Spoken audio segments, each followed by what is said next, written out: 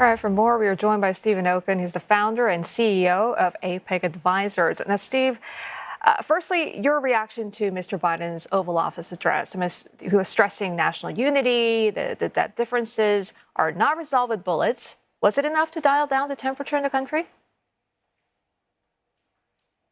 One speech is not going to dial down the rhetoric on either side. It is going to take a concerted effort from both parties to speak to their people who follow them. I mean, look, tonight, Joe Biden addressed the United States as the president, not as a presidential candidate. But he, of course, is both of those things at the same time. So as president, he called on all Americans, take a step back, don't normalize violence.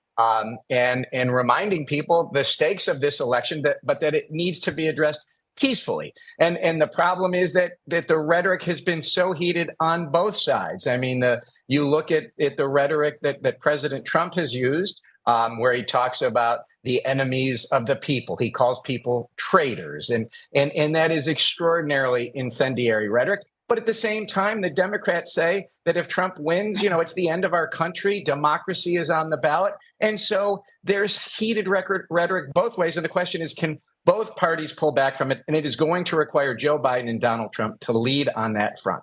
Okay. In the meantime, though, Steve, how do you see this assassination attempt changing the election for both campaign teams? But I guess the more important question is, how might it change, the situation for voters? I mean, do you see them heeding the call to resolve the differences at the ballot box? Meaning independents or those who are undecided, who are ambivalent, might actually sit up and say, okay, look, I got to do something, I got to go vote, or whatever the case may be? Well, the real thing to watch is this coming week, of course, is the Republican National Convention. And that is going to be a real opportunity for the Republicans, one, to advance politically, but two, to also show that they can tone down the rhetoric. First, look, the Republicans were pretty divided going into this convention. I mean, Nikki Haley got basically 20% of the Republican primary vote. And Donald Trump had a lot of work to do to get that 20% back.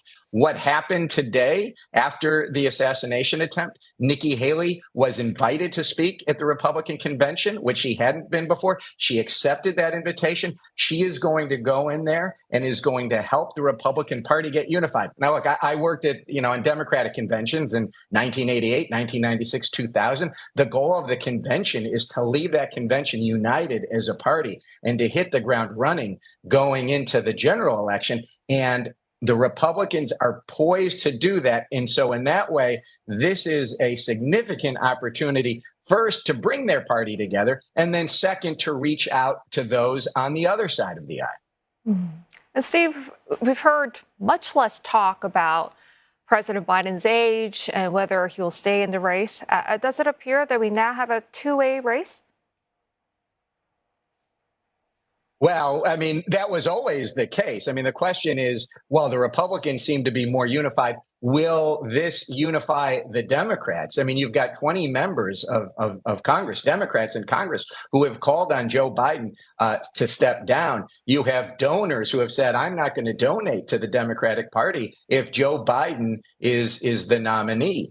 Is that going to change? Now, you could make the case that this could bring the Democrats more together and unify behind Biden. But you can also make the case that it is now even more difficult for Joe Biden to beat Donald Trump. It's even more difficult for Joe Biden to make this election less a referendum on him and more a referendum on Donald Trump, and could accelerate the calls for him to step down as the nominee, release his delegates, and then either anoint, in a way, his vice president, or to open it up to the convention. And look, the only thing that's predictable in presidential politics is that it's unpredictable. Stephen, near-death experiences can change people, and Donald Trump was perhaps, some say, an inch away, potentially, from that. I just want to go back to Ronald Reagan, who famously built a bond with Americans, after the attempt on his life, and he basically became nearly politically untouchable. I mean, are there parallels here, or are we talking about a totally different time? Well, we're certainly talking about a different time.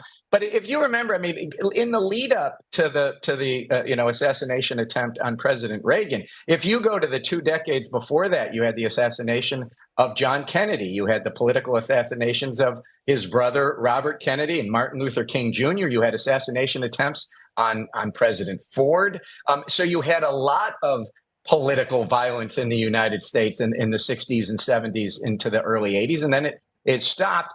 We're in a period of terrible political violence in the United States on both sides. Congresswoman, Gabrielle Giffords, but Congressman Steve Scalise both survived attempts on their lives. And you can go back and forth with Democrats and Republicans who've been attacked. Could this be an end to the type of violence that the Reagan assassination attempt seemed to end that violence back in the 60s and 70s? We all pray that it does, but unclear if this is going to be a turning point or if it's going to be an accelerant. I mean, we are in such a different world now than we were, Arnold, in 1981, with social media, with all the rhetoric that goes around that, and of course, with just the massive amount of guns that exist in the United States today that didn't exist then. How do you get those out of the hands of the type of people who did this heinous act against Donald Trump?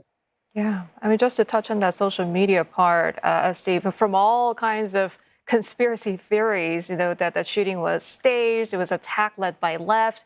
There are also, hate-dominated social feeds flooding into online conversation. Just how concerning is this phenomenon, the influence of conspiracy theories on public discourse?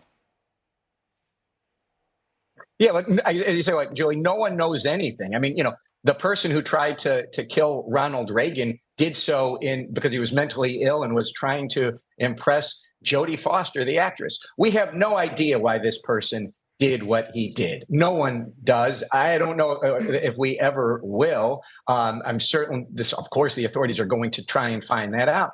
But you have this vacuum of information right now. And even because there's so much distrust of authorities now on both sides of the aisle, that you don't have anyone who can bring the country together under one narrative. And so this is one of those reasons why you fear, could there be the types of copycats now where you have the access to frankly, the crazies who can dominate social media at a time like this, and you access the guns. How can you keep, you can keep pushing the perimeter out and pushing the perimeter out to keep people safe, but there's only so much that you can do. And that is why people across the country, Democrats, Republicans in government, are very worried right now and are rethinking how do they take care of themselves and their staff and their supporters. All right, Steve, we have to leave it there. Always a pleasure talking to you very much. Stephen Okun is founder and CEO of APAC Advisors.